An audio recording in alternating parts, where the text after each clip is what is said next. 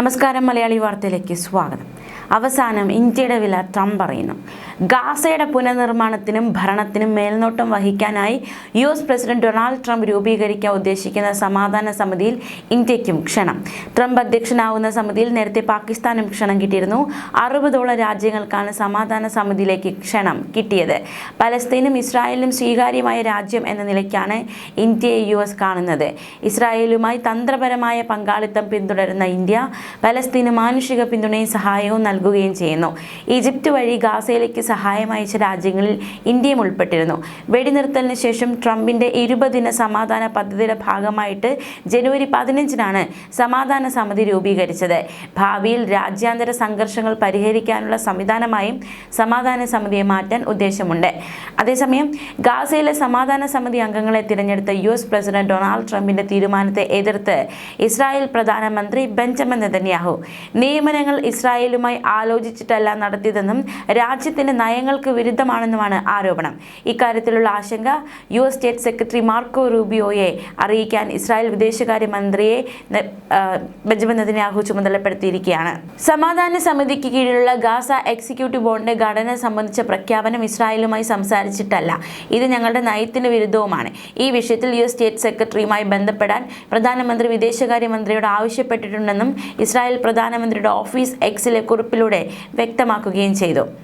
British മുൻ പ്രധാനമന്ത്രി Tony Blair, ട്രംപിന്റെ പ്രത്യേക പ്രതിനിധി സ്റ്റീവ് വിറ്റ്കോഫ്, ട്രംപിന്റെ മരുമകൻ ജാറഡ് കുഷ്നർ, തുർക്കി വിദേശകാര്യമന്ത്രി ഹക്കൻ ഫിദാൻ എന്നിവരടങ്ങുന്ന സമാധാന സമിതിയാണ് Israel എതിർത്തത്.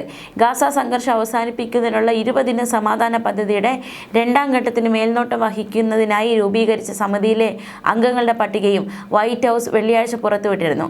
State Secretary Marco Rubio, Tony Blair, Steve Witkoff, ലോക bank group president Ajay Banga, Jared Kushner എന്നിവരാണ് എക്സിക്യൂട്ടീവ് കമ്മിറ്റിയിലുള്ളതെന്ന് വൈറ്റ് ഹൗസ് പ്രസ്താവനയിൽ വ്യക്തമാക്കി. Apollo Global Management CEO Mark Rowan, US deputy national security adviser Robert Gabriel എന്നിവരും പട്ടികയിലുണ്ട്.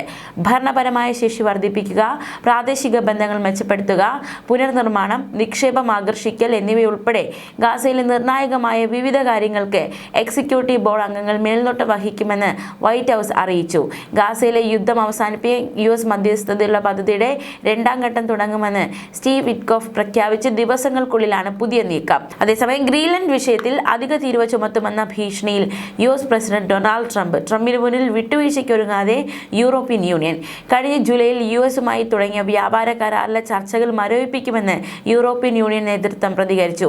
യൂറോപ്യൻ പീപ്പിൾസ് പാർട്ടിയുടെ vice president സീഗ്ഫ്രെഡ് മുറേസൻ സമൂഹ മാധ്യമത്തിൽ പോസ്റ്റിലൂടെയാണ് പ്രതികരണം നടത്തിയിരിക്കുന്നത്. US-മായുള്ള വ്യാപാര കരാറിന് അതിവേഗത്തിൽ അംഗീകാരം നൽകാൻ യൂറോപ്യൻ യൂണിയൻ തയ്യാറായതാണെന്ന് അദ്ദേഹം കുറിച്ചു. US-ൽ നിന്ന് യൂറോപ്യൻ യൂണിയൻ രാജ്യങ്ങളിലേക്കുള്ള ഇറക്കുമതി തീരുവ രഹിതമാക്കുകയായിരുന്നു നീക്കം. എന്നാൽ പുതിയ സംഭവ വികാസങ്ങളുടെ സാഹചര്യത്തിൽ US-മായുള്ള ചർച്ചകൾ തൽക്കാലം മരവിപ്പിക്കുകയാണെന്നും അദ്ദേഹം പറഞ്ഞു. കഴിഞ്ഞ വർഷം ജൂലൈയിലാണ് US-ഉം യൂറോപ്യൻ രാജ്യങ്ങളുമായുള്ള വ്യാപാര കരാർ ചർച്ചകൾ തുടങ്ങിയത്. ട്രംപിന്റെ പുതിയ നീക്കത്തോടെ കരാറിന്റെ ഭാവിയെ സംബന്ധിച്ച് ആശങ്കകൾ ഉയർന്നിട്ടുണ്ട്. ഗ്രീൻലൻഡ് US-ന് വിൽക്കാൻ തയ്യാറായില്ലെങ്കിൽ ഡെൻമാർക്ക് അടക്കമുള്ള യൂറോപ്യൻ യൂണിയനിലെ 8 അംഗരാജ്യങ്ങൾക്ക് മേൽ ഫെബ്രുവരി 1 മുതൽ 10% അധിക തീരുവ ചുമത്തുമെന്നാണ് ട്രംപിന്റെ ഭീഷണി. ആവശ്യങ്ങൾ അംഗീകരിച്ചില്ലെങ്കിൽ ജൂൺ മുതൽ തീരുവ 25% ഉയർത്തുമെന്നും ട്രംപ്. ചൈനയും റഷ്യയും മേഖലയിൽ ആധിപത്യം സ്ഥാപിക്കുകയാണെന്നും രാജ്യസുരക്ഷയ്ക്ക് ഗ്രീൻലൻഡ് US ഉടമസ്ഥതയിലാവേണ്ടത് അത്യാവശ്യമാണെന്നുമാണ് ട്രംപിന്റെ വാദം. ഡെൻമാർക്കിന്റെ നിയന്ത്രണത്തിലുള്ള സ്വയംഭരണ പ്രദേശമായ ഗ്രീൻലൻഡ് സ്വന്തമാക്കാൻ ഏറെക്കാലമായി ട്രംപ് ശ്രമിക്കുകയാണ്. ഗ്രീൻലൻഡിന്റെ തന്ത്രപരമായ സ്ഥാനവും ധാതുസമ്പത്തും US-ന്റെ സുരക്ഷയ്ക്ക് അത്യാവശ്യമാണെന്നാണ് ട്രംപിന്റെ വാദം. ഡെൻമാർക്കും യൂറോപ്യൻ യൂണിയനും ട്രംപിന്റെ നിർദ്ദേശം തള്ളി. വെനസ്വേലൻ മാതൃകയിൽ ട്രംപിന്റെ സൈനിക നടപടി ഉണ്ടാകുമെന്ന ആശങ്കയെ തുടർന്ന് ജർമ്മനി, സ്വീഡൻ, ഫ്രാൻസ് തുടങ്ങിയ രാജ്യങ്ങൾ ഗ്രീൻലൻഡിൽ ചെറിയ തോതിൽ സേനാ വിന്യാസവും നടത്തിയിട്ടുണ്ട്. ഡെൻമാർക്കും ഗ്രീൻലൻഡിലെ സൈനിക സാന്നിധ്യം വർദ്ധിപ്പിച്ചു. ട്രംപ് സൈനിക നടപടിക്ക് മുതിർന്നാൽ നോർത്ത് അറ്റ്ലാന്റിക് ട്രീറ്റി ഓർഗനൈസേഷൻ സഖ്യം തകരുമെന്നും ചില യൂറോപ്യൻ രാജ്യങ്ങൾ മുന്നറിയിപ്പ് നൽകി. കൂടാതെ US-ന് മേൽ കൂടുതൽ സാമ്പത്തിക ഉപരോധം ഏർപ്പെടുത്താനും യൂറോപ്യൻ യൂണിയൻ ആലോചിക്കുന്നുണ്ടെന്നാണ് റിപ്പോർട്ട്.